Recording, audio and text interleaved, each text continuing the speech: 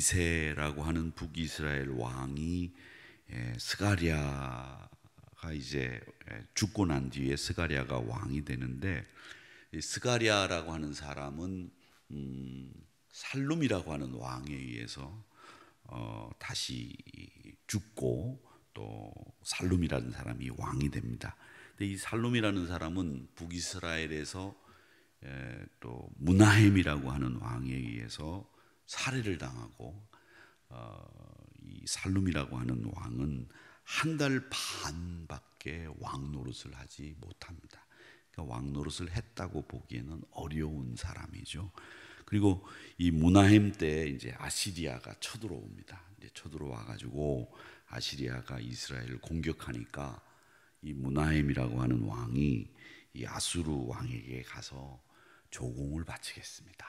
그러니 우리를 살펴달라고 이렇게 사정을 하게 되고, 그 이후로 이 무나헴은 아시리아의 꼭두각시 노릇을 하죠.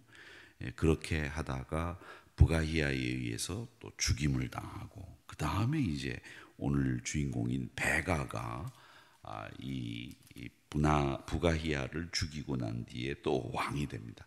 그러니까 이 이스라엘 북이스라엘 왕 그 마지막 말년, 아시리아에 의해서 완전히 멸망당할 때까지 계속 암살하고 암살당하고, 4명의 왕이 암살당하고 암살하고 이런 일들이 벌어지게 되는 거죠.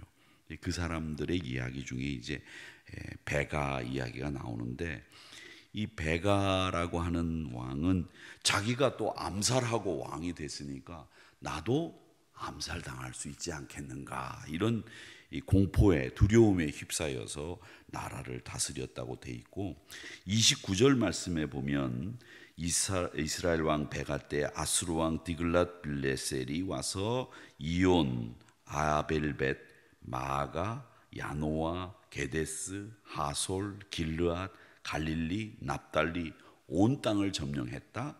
그 다음 백성들을 사로잡아 아수르로 옮겨갔다, 이렇게 되어 있는데, 이 일로 인해서 사마리아 사람들이 생기기 시작했습니다. 이 이스라엘에 있는 유대인들은 소개라고 하죠. 완전히 이 아시리아로 데리고 가고, 그리고 다른 지역에서 점령한 사람들을 이 이스라엘에 와서 살게 하는 거예요. 그러면서 이스라엘의 피가 섞이는 겁니다. 그래서 사마리아인이 생기게 되는데, 이 디글랏 빌레셀이라고 하는 아시리아 왕의 이스라엘 지역의 이스라엘 주민들을 소개시키는 바람에 사마리아 사람이 생기게 되는 일이 생기게 되는데, 사마리아가 생기게 된 결정적인 원인을 설명해 두고 있는 말씀이 오늘 29절 말씀이다, 이렇게 생각을 하시면 되겠습니다. 자, 오늘 이 말씀들을 보면서 우리가 생각해야 될 것은, 병을 낫게 하려면 병의 근원을 제거해야 됩니다. 약도 똑같은 병이라고 하더라도 사람의 체질에 따라서, 또 그 사람이 어떤 장기의 특성을 가지고 있느냐에 따라서 약이 작용하는 기전이라고 하죠. 그게 다 다릅니다. 이제 그렇듯이 병의 근원을 제거하고 그 사람이 가지고 있는 체질이라든지 그 사람이 가지고 있는 병의 근원, 발병 원인, 이런 것들을 면밀히 조사를 해서 문제를, 병을 고쳐야 되는 건데, 이 근원을, 문제의 근원은 그냥 내버려 둔 채 다른 일로 문제를 해결하려고 하니까 해결이 되지 않는 겁니다. 유다나 이스라엘이나 문제는 뭐냐면 우상숭배입니다. 영적인 문제가 가장 큰 원인인데, 그 영적인 문제를 해결하지 않고 당시에 가장 최강국인 애굽을, 또 아니면 신흥 강국인 바벨론을, 아시리아를 우리가 의지하고 조공을 바침으로 이 문제를 해결할 수 있다 생각을 한 것이 왕들의 잘못된 착오였죠. 그래서 이 모든 수고가 물거품으로 돌아가게 된다라고 하는 겁니다.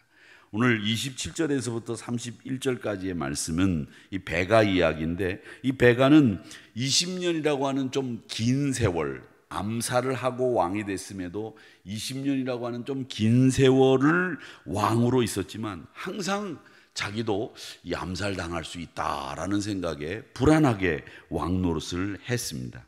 정치적인 수완이 굉장히 뛰어났다고 하지요. 그런데 역시 여로보암의 죄, 즉 금송아지를 숭배하는 일에서 떠나지를 못하고 문제의 근원을 제거하지 못함으로 말미암아서 자신이 가지고 있는 한계를 뛰어넘지 못한 왕이 되고 말았다라고 하는 겁니다. 이 베가는 부가히야의 아버지 무나임이 아수르에게 조공을 바치면서 자신들의 나라를 안위할 수 있도록 보호받을 수 있도록 했는데 그 조공을 바치는 이 조공이 어디서 다 나왔겠어요? 결국은 백성들을 수탈해야 조공을 바칠 수 있잖아요. 그러니까 백성들을 수탈하는 이 방식에 반감을 가진 세력들이 있었는데 왜 백성들을 이렇게 수탈하느냐라고 하는 반감을 가진 세력에 의해서 또 살해를 당하고 말았다라고 하는 거죠. 그러다 보니까 이 베가는 그걸 알고 있었어요. 그래서 이 백성들을 수탈하지 않고 반아수르 정책을 쓰면서 자기를 지지하는 백성들 인기를 얻어야만 이 정권을 왕권을 잃지 않을 수 있으니까 아수르를 자극하게 되는 일을 하게 되는 거죠. 그러니까 이 왕이 영적인 문제를 해결하지 않고 백성들의 인기를 얻으려고 한단 말이죠. 그런데 보세요. 오늘 35절 말씀에 이건 이제 남유다 왕 요담 이야기인데 요담 이야기 보십시오. 오직 산당을 제거하지 아니하였으므로 이렇게 돼 있는데 왜 산당을 제거하지 않았느냐? 백성들이 산당 제사를 계속하고 있거든요. 그리고 백성들이 이 산당 제사를 못하게 되면 불안해하니까 이 백성들의 인기를 얻기 위한 포퓰리즘이에요. 이것도 일종의. 그래서 왕들이 산당을 제거하지 않는 거예요. 백성들이 여전히 그 산당에서 제사를 드리며 분향하였더라 라고 하는 이 말씀은 백성들이 산당 제사를 그만큼 원하고 있다는 걸 왕이 알고 있었습니다. 요담이라고 하는 왕은 여러분 이 아버지 누구죠? 잠깐 갑자기 생각이 안 나는데 아버지를 대신해서 52년 아버지가 왕위에 있지 않았습니까? 52년만 생각이 나고 갑자기 생각이 안 나는데 우시야 왕 아사라, 네, 갑자기 이래요. 아사라가 52년 왕위에 있었어요. 다른 이름으로 우시야. 그 우시야가 나병에 걸려 있지 않았습니까? 그러니까 나병에 걸려 있는 동안에 요담이 왕자로서 섭정을 했단 말이죠. 그러니까 나라를 이미 다스리고 있었어요. 그러니까 나라를 다스리면서 백성들이 뭘 원하는지, 백성들이 어떤 것을 원하는지, 또 백성들에게 어떻게 해야 인기를 얻을 수 있는지를 요담은 잘 알고 있었기 때문에 이 산당을 제거하지 않은 거죠.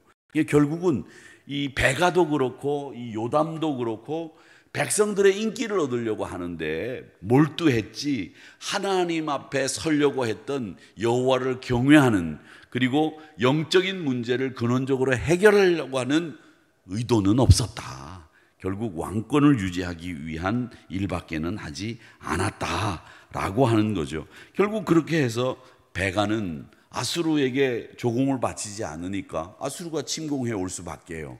그래서 아수르의 침공을 받아서 영토의 대부분을 뺏기는 일이 생기게 되고, 베가도 친아수르 정책을 폈고 친아수르와 내통하고 있던 호세아라고 하는 왕에 의해서 살해를 당하게 되는 겁니다. 그래서 이 마지막 북이스라엘이 아시리아에게 멸망을 당할 때는 이렇게 아수르에게 붙었다 안 붙었다 붙었다 안 붙었다 하는 왕들에 의해서, 이 사람들에 의해서 계속 왕권이 바뀌고 또 아수르 앞에 가서 조공을 바치고 안 바치고 하는 이런 일들이 계속 벌어지게 된다라고 하는 겁니다.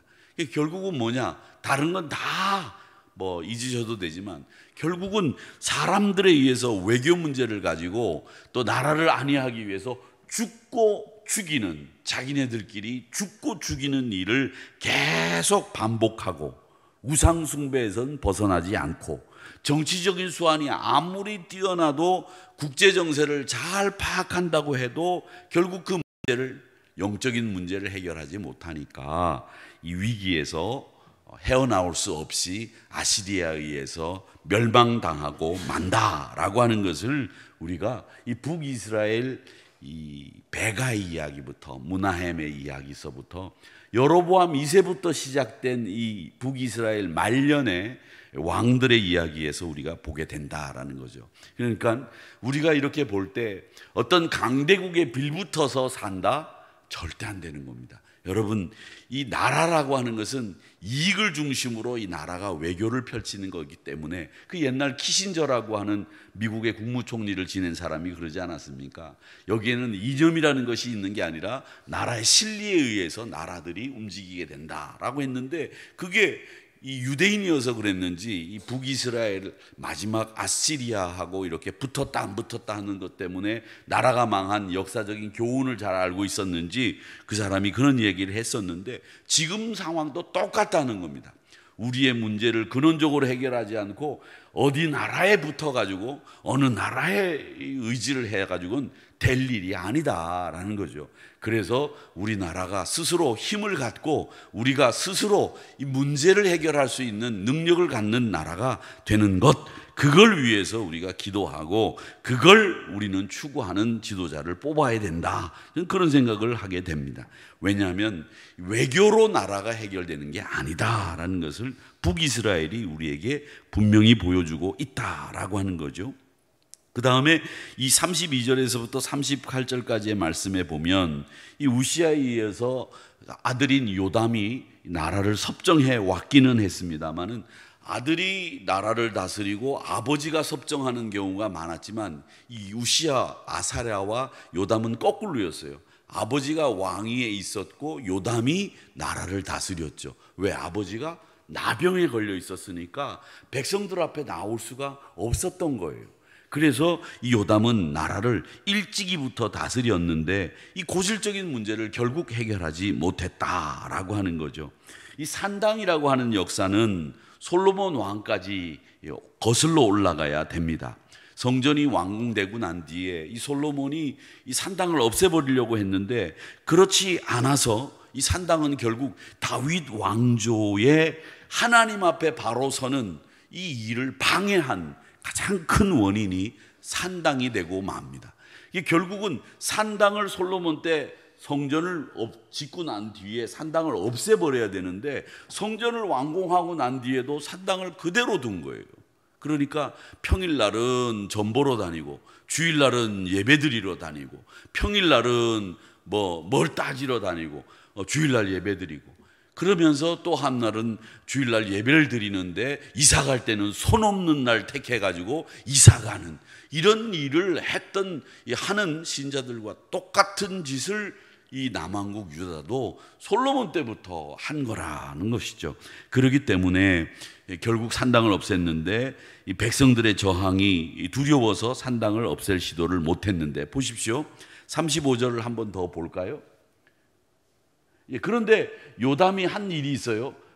제일 밑에 나오는 줄, 요담이 여호와의 성전의 윗문을 건축하니라 돼 있는데, 이 윗문이 어디냐면 저 다마스커스로 가는 그쪽 문을 이야기하는 겁니다.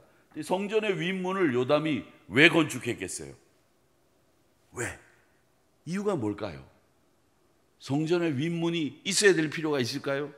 이건 출입문이 아니에요. 사실은 없어도 되는 문인데 요담이 만들었어요. 이건 요담이 다분히 정치적으로 한 일이란 말이죠. 다분히 이거는 자기 위로를 하기 위해서 한 일이었어요. 왜? 산당을 없애버리질 못했으니까 하나님 눈에 혹시라도 자기가 잘못 뺐을까 봐, 하나님을 경외하지 않는 왕처럼 보일까 봐 하나님의 성전에 필요 없는 윗문을 건축을 한 거예요. 쓸데없는 짓을 하는 거죠. 그러니까 여기에 우리가 만약에 예를 들어서 신앙생활 하면서 본질적으로 하나님을 가까이 하지 않고 하나님을 본질적으로 정말 섬기지 않으면서 자기 겉으로 드러난 행위로 거룩한 척하는 이런 일을 요담이 한 거예요. 그 윗문을 건축하는 것은 아무 필요도 없는 일을 한 거죠. 윗문을 건축하는 것보다는 사실을 해야 될 일은 뭐예요? 산당을 제거하는 일을 하는 것이 원래 해야 되는 일인데 산당은 제거하지 않고 윗문은 쓸데없이 건축하면서 하나님 마음에도 들려고 했고 백성들도 잘 마음을 추스려서 자기가 인기 있는 왕이 되려고 했던 이런 사람이 요담이었다라고 하는 겁니다. 그러니까 핵심을 건드리지 못한 채로 엉뚱한 일만 하는 일로 인해서 결국 아람과 르신, 북이스라엘 베가가 이 남유다를 치게 되는 거죠. 결국 여러분, 신앙적인 열심만으로 하나님을 기쁘게 해드릴 수가 없습니다. 우리의 본질적인 영적 문제를 해결해야 되는데 그 영적인 문제 해결하는 것을 상징적으로 우리에게 보여주고 있는 게 산당 제거라고 하는 것이 우리에게 보이지 않습니까? 근데 산당은 제거하지 않고 성전 쓸데없는 윗문만 건축하는 이런 모습을 통해서는 다른 것으로 덮으려고 하는 이런 시도로는 문제가 해결되지 않는다라는 것을 우리가 보게 되는 거죠. 결국 오늘 이 말씀들을 통해서 우리가 보는 것은 요담과 같은 이 태도도 우리를 병들게 만들고 또 베가와 같은 습관적으로 악에 찌들어 있는 이런 모습도 하나님이 기뻐하시는 모습이 아니구나라고 하는 것을 알 수 있습니다. 결국은 우리가 신앙의 본질은 가장 정도를 걸어가는 것, 이게 우리에게는 가장 해결할 수 있는 좋은 방법이다, 회복할 수 있는 은혜의 길이다라는 것을 알 수 있습니다. 정치적인 술수로 아시리아에게 조공을 바친다고 우리 나라가 건강하게 되고 지켜질 수 있는 게 아니고, 또 우리가 백성들의 인기를 얻는다고 해서 나라가 공고해지는 것이 아니라 정말 문제의 근원이 뭔지를 파악하고 그 문제의 근원을 제거하면서부터 우리는 이 나라를 강건하게 만들어갈 수 있다라고 하는 것을 배우게 되는 겁니다.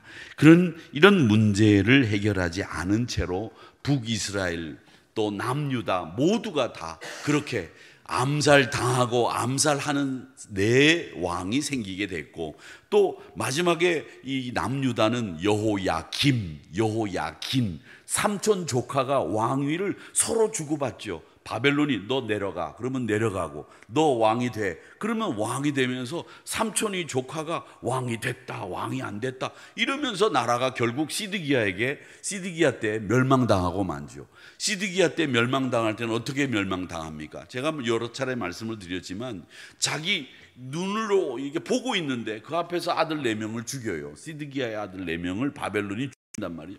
그런 다음에 죽는 걸 다 봤냐? 예, 봤습니다. 그런 다음에 눈을 뽑아요. 시드기야의 눈을 뽑아. 그렇게 바벨론은 시드기야를 무척 혐오했습니다. 유난히 시드기야를 더 싫어했습니다. 그래서 시드기야를 눈을 뽑은 다음에 쇠사슬로 묶어서 바벨론으로 끌고 가는데, 그 전에 여호야긴도 바벨론으로 끌고 갔지만 그 사람은 바벨론에 끌고 가갖고 이스라엘 왕으로 대우를 해주면서 말년까지 보내게 했는데, 시드기야는 끌고 가서 눈을 뽑은 다음에 끌고 가가지고는 옥에 가둬놓고 죽게 만들었거든요. 끌고 가도 거기서 어떻게 생활하느냐가 달랐는데 시드기야는 처참하게 바벨론에 끌려가서 죽고 유다도 멸망당하는 일을 당하게 된다라고 하는 거죠. 결국 이 말년의 북이스라엘과 남유다가 이렇게 멸망당하는 것을 보면서 문제의 근원을 제거하지 않는 이런 이 미봉책이라고 하죠. 우리가 이야기하는 이 미봉책이 결국 문제를 해결할 수 있는 것 아니다 라고 하는 것을 우리가 오늘 이 베가를 통해서 또 요담을 통해서 배우게 되는 겁니다. 이 문제의 근원을 해결할 수 있는 산당 제거, 하나님을 경외하는 일, 죄를 하나님 앞에 용서받고 은혜의 자리로 돌아오는 일, 이 영적인 문제를 해결하는 것이 우리에게는 가장 필요하다라고 하는 교훈을 받는 베가와 요담의 이야기 기억하시면서, 오늘도 여러분의 문제가 있다면 그 문제의 근원을 제거해서 꼭 회복의 은혜를 누리시고, 또 여러분 건강하게 영적인 생활에서 신앙생활에서 승리하는 우리 모두가 되기를 주님의 이름으로 축복합니다.